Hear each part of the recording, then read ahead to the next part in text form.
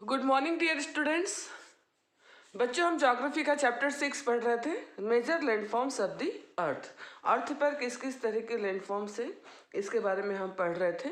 और अभी तक हम माउंटेन और प्लेट्यूज के बारे में पढ़ चुके हैं। और आज का हमारा टॉपिक है plains. Plains are large stretches of flat land. Plain क्या है? प्लेन का मतलब होता है मैदान। प्लेन्स का मतलब क्या होता है? मैदान। मैदान समतल भूमि के बहुत बड़े भाग होते हैं। They are generally not more than 200 metre above mean sea level. जो क्या होते हैं? जनरली सामान्यतः समुद्र तल से 200 मीटर से अधिक ऊंचे नहीं होते हैं। सम प्लेन्स आर एक्सट्रीमली लेवल। कुछ मैदान काफ़ी समतल होते हैं। कुछ अदर में be slightly rolling and underletting. Most of the plains are formed by rivers and their tributaries. जो प्लेन होते हैं वो क्या होते हैं? बहुत सारे प्लेन नदियों और उनकी जो ट्रिब्यूटरीज होती है। ट्रिब्यूटरीज का मतलब होता है सहायक नदियाँ। प्लेन्स काय से बनते हैं? नदियों से, और उनकी सहायक नदियों से प्लेन्स बनते हैं। The river flow down the slopes of mountain and Erode them. सबसे पहले क्या होता है? नदियाँ जो है पर्वतों से अपने मतलब नीचे की ओर बहती है और उसे इरोड करती है। इरोड का मतलब होता है अपरदित करना, मतलब अपने साथ वो सारी चीज़ें बहाकर ले आना। They carry forward the eroded material. वे अपने साथ बहुत सारे अपरदित पदार्थों को अपने साथ आगे लेकर आती है। Then they deposit their load consisting of stones, sand and silt along their courses and in their valleys.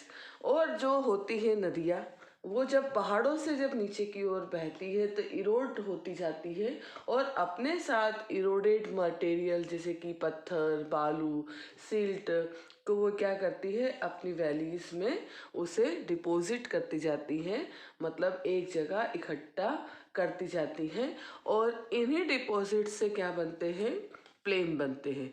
It is from this deposit that plains are formed. और यही वह जगह है, यही वो डिपॉजिट्स है जिससे क्या बनते हैं? प्लेन बनते हैं।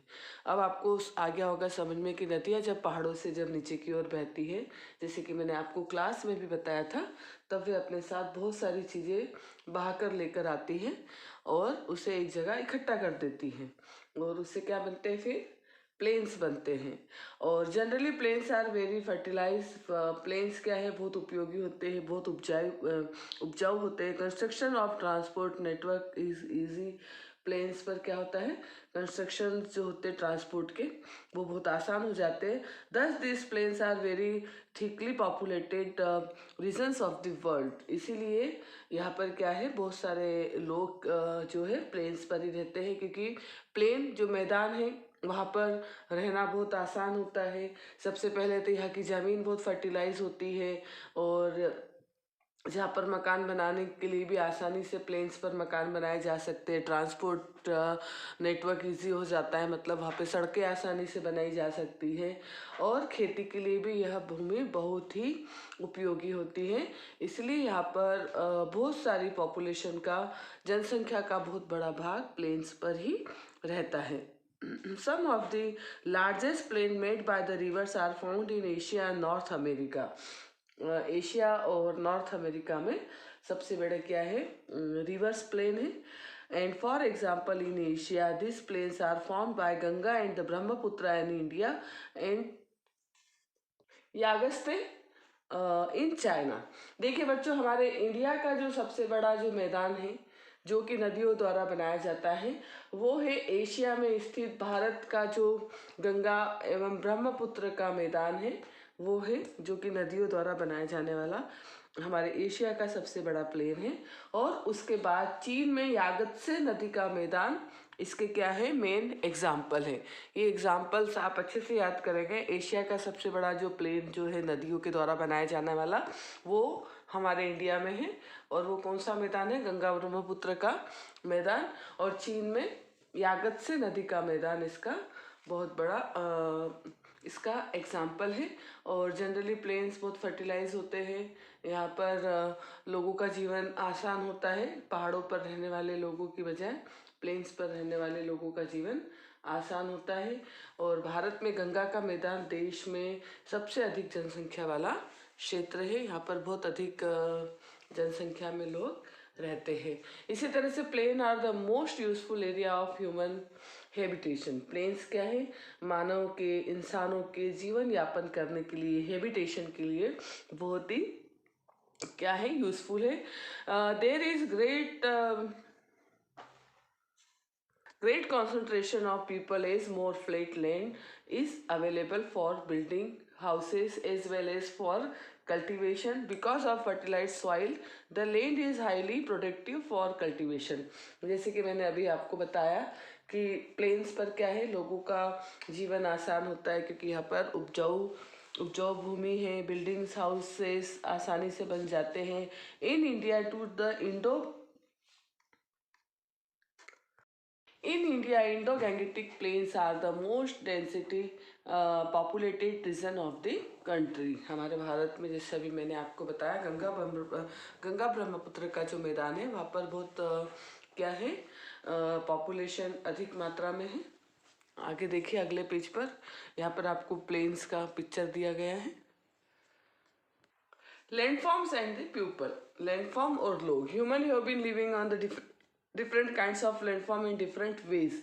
लोग जो है डिफरेंट काइंड्स ऑफ लैंडफॉर्म पर अलग अलग तरीके से रहते हैं।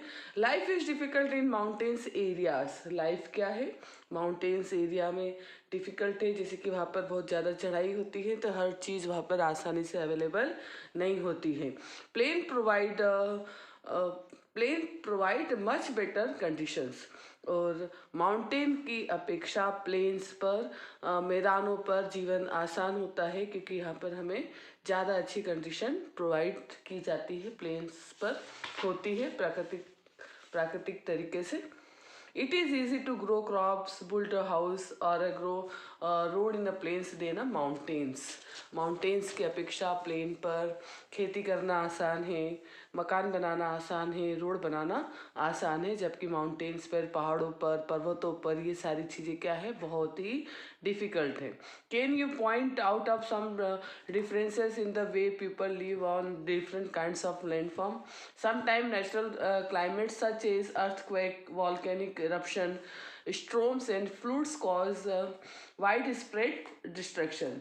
और कई बार क्या होता है, जैसे कि आप भी अंतर बता सकते हैं कि किस किस तरह से जो नेचुरल जो डिजास्टर होते हैं, प्राकृतिक जो आपदाएं होती है, जैसे भूकंप आना, ज्वालामुखी आना, तूफान या बाढ़ का आना, ये क्या कर देते हैं, बहुत ज़्यादा विनाश कर देते हैं।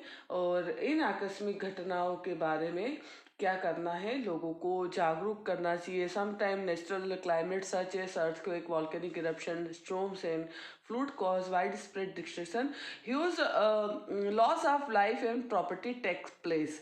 जहाँ पर भी ये सारी चीज़ें आती है वहाँ पर क्या होता है, बहुत अधिक मात्रा में वहाँ पर डिस्ट्रक्शन होता है, विनाश होता है, बहुत सारे लोगों का लाइफ और उनकी प्रॉपर्टी क्या हो जाती है, वहाँ पर नष्ट हो जाती है। बहुत सारे लोग वहाँ पर मारे जाते हैं, उनकी जो प्रॉपर्टी होती है वो डिस्ट्रॉय हो जाती है। By creative awareness about such incidents we may lower the risk. हम लोगों में जागरूकता लाकर, अवेयरनेस का मतलब होता है जागरूकता पैदा करके आने वाले खतरों को हम कम कर सकते हैं। आपसे यहाँ पर क्वेश्चन पूछा गया है, you may find out from your surrounding in how you many ways we use the land and water. अपने आसपास आप जहाँ रहते हैं वहाँ पर आप किस तरीके से जल और मतलब लैंड और वाटर का यूज़ करते हैं, इसका आपको पता लगाना है। Quite often we use many ways we use the land and water. Quite often we use many land in the wasteful manner. कई बार हम क्या होता है, लैंड का उपयोग बहुत ही गलत तरीके से करते हैं। जैसे उपजाऊ भूमि पर हम क्या करते हैं, मकान बनाते हैं, निर्माण कार्य कर लेते हैं, जो भी खेती के लायक जो ज़मीन होती है वहाँ पर हम क्या करते हैं, कंस्ट्रक्शन का काम करते हैं। For example construction houses of on a fertilised land, similarly we throw garbage on houses on a fertilised land. और इसी तरह से हम क्या करते हैं, घर का जो कचरा है, गंदा कचरा है, उसे भी हम फर्टिलाइज्ड लैंड पर डाल देते हैं, उपजाऊ भूमि पर डाल देते हैं, जिससे कि वो जो भूमि है, फर्टिलाइज्ड लैंड क्या हो जाता है, बंजर भूमि में बदल जाता है। And we should garbage similarly we throw garbage on land or in water making them dirty. और हम क्या करते हैं, इसी तरह से जो गंदगी है हमारे आसपास की जगह पर या पानी में डालकर हम क्या करते हैं, जल, लैंड और वाटर को हम डर्टी करते हैं। लैंड पॉल्यूशन और एयर पॉल्यूशन, लैंड पॉल्यूशन और वाटर पॉल्यूशन हम करते हैं।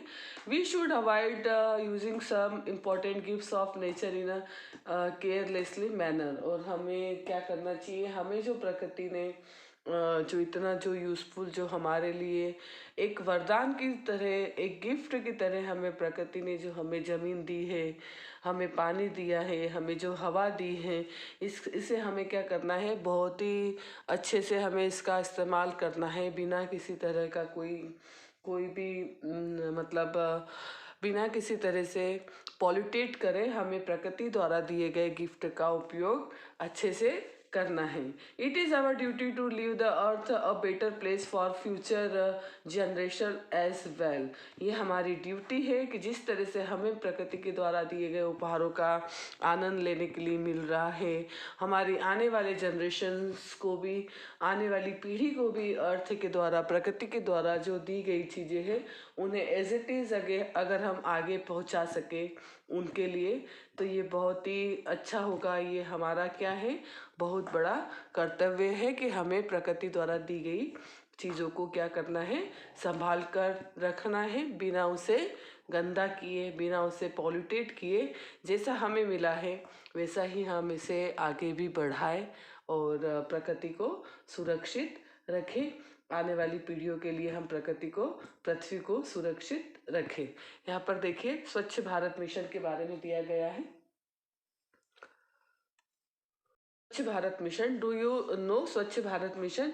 Healthy mind lives in healthy body. जैसा कि आप सभी को मालूम है, एक स्वस्थ दिमाग स्वस्थ शरीर में ही रहता है। अगर हम बीमार हैं, हमारे शरीर में किसी भी तरह की कोई तकलीफ है, तब हमारा दिमाग अच्छे से काम नहीं करता है, हमारा किसी भी चीज़ में मन नहीं लगता है, हम किसी भी काम को करने के योग्य नहीं होते हैं। इसीलिए healthy mind lives in healthy body. Clean environment, particularly clean water, air and hygienic surrounding are requires। इसीलिए हमारा जो आसपास का जो वातावरण है, हमारा जो पर्यावरण है, हमारा जो इन्वायरमेंट है, उसे क्या रखना है, हमें साफ रखना है। और हमें जो प्रकृति से जो चीज़ें मिली है, वाटर, एयर, और जो हमें हाइजेनिक जो सराउंडिंग मिला है, उसे हमें स्वच्छ रखना है। और इसीलिए हमारे भारत में अभी क्या चल रहा है, Swachh Bharat mission. A government of India program aims to achieve all this for people। और भारत सरकार द्वारा जो स्वच्छ भारत मिशन कार्यक्रम चलाया जा रहा है, इसी आवश्यकताओं को सभी लोगों को आसान उनका जीवन बनाने के लिए, और जो भी प्रकृति से जो चीज़ें मिली हैं हमें, वह लोगों तक अच्छे से हाइजीनिक सराउंडिंग उन्हें प्रदान करने के लिए स्वच्छ भारत अभियान चलाया जा रहा है, जिसे हमें भी अपना पूरा योगदान देना है और इस मिशन को हमें कामयाब बनाना है। क्योंकि किसी भी अकेले व्यक्ति के प्रयास से ये कार्यक्रम कंप्लीट नहीं हो सकता, पूर्ण नहीं हो सकता। हम सभी के प्रयास से हम हमारे भारत को स्वच्छ बना सकते हैं। ये हमारी सबसे पहली हमारी ड्यूटी है कि जहाँ हम रहते हैं, हमारे आसपास, हमारे चारों ओर हमें साफ सफाई रखनी है। प्रकृति के द्वारा दी गई चीज़ों को हमें बिल्कुल भी उसका मिसयूज़ नहीं करना है, उसे डर्टी नहीं करना है। अब देखिए आपको यहाँ पर कुछ पिक्चर्स दिए गए हैं। को पिक्चर्स दिए गए हैं। Look carefully at photograph number 1 to 10, right 1 sentences about each of the photograph. ये आपका होमवर्क है। 1 to 10 नंबर पर आपको जो पिक्चर्स दिए गए 1 2 3 4 इसी तरह से आगे भी दिए गए हैं। इससे आपको एक एक सेंटेंस आपको लिखने हैं। यहाँ पर आपको जो फोटोग्राफ नंबर 1 2 and 7 है, यहाँ पर जो लैंड फॉर्म है उसके आपको यहाँ पर नाम आपको अच्छे से लिखना है। और यहाँ पर आपको पिक्चर नंबर 9 में जो लैंड फॉर्म दिया गया है उसका उपयोग किस चीज़ के लिए किया जा रहा है, फोटोग्राफ नंबर 9 वो आपको लिखना है। यहाँ पर आपको फोटोग्राफ नंबर 3 6 8 और 9 में कौन कौन सी एक्टिविटीज़ आपको दिख रही है उसके नाम आपको लिखना है। इसके बाद देखिए आगे, इसके बाद बच्चों देखिए आगे भी आपको पिक्चर्स दिए गए हैं। और 4 नंबर और 5 नंबर पर आपको पिक्चर नंबर 4 और 5 में आपको किस तरह के घर आपको दिख रहे हैं, हाउसेस आपको दिख रहे हैं, उसके नाम लिखना है। पिक्चर नंबर 3 और 8 में जो भी आपकी वाटर एक्टिविटीज़ हो रही है, वाटर स्पोर्ट्स, वाटर गेम्स हो रहे हैं, उसके नाम लिखना है, उसके बारे में आपको लिखना है। और पिक्चर नंबर 1 और 10 में जो भी ट्रांसपोर्ट का जो आपको दिखाए गए हैं, ट्रांसपोर्ट की जो व्हीकल आपको दिखाए गए हैं, मीन्स ऑफ ट्रांसपोर्ट, उसके बारे में आपको यहाँ पर बताना है। ये आपसे सारे क्वेश्चन फोटोग्राफ नंबर 1 to 10 से रिलेटेड आपको क्वेश्चंस पूछे गए हैं। इसके ऊपर हम सभी फोटोग्राफ्स के ऊपर आगे हम क्लास में अच्छे से डिस्कस करेंगे। और आपके ये जो होमवर्क के क्वेश्चन हैं ये आपकी क्लास में चेक किए जाएंगे। यहाँ पर हमारा ज्योग्राफी का चैप्टर नंबर 6 कंप्लीट हो चुका है। अब हम आगे हमारा चैप्टर 7 जो है आवर कंट्री इंडिया, इसमें बच्चों आपको मैंने क्लास में बता दिया है। जो बच्चे क्लास में नहीं आते हैं वो अच्छे से देख लीजिए। आपको यहाँ पर इंडिया का मैप आपको लेकर आना है। इंडिया का मैप आपको लाना है। ये आपका इंडिया का मैप है। इस तरह का मैप आपको मार्केट में मिलता है, इसे आप लेकर आएंगे। अगले वीडियो में आपको मैप भी बताऊंगी कि किस तरह का मैप आपको लाना है और किस तरह का क्वेश्चन आपको मैप के द्वारा पूछा जाएगा। जो बच्चे स्कूल आ रहे हैं उन्हें तो स्कूल में भी बताया जा रहा है, पर जो बच्चे स्कूल नहीं आ रहे हैं वो अच्छे से मैप का क्वेश्चन अगले वीडियो में देखेंगे। Thank you, have a nice day.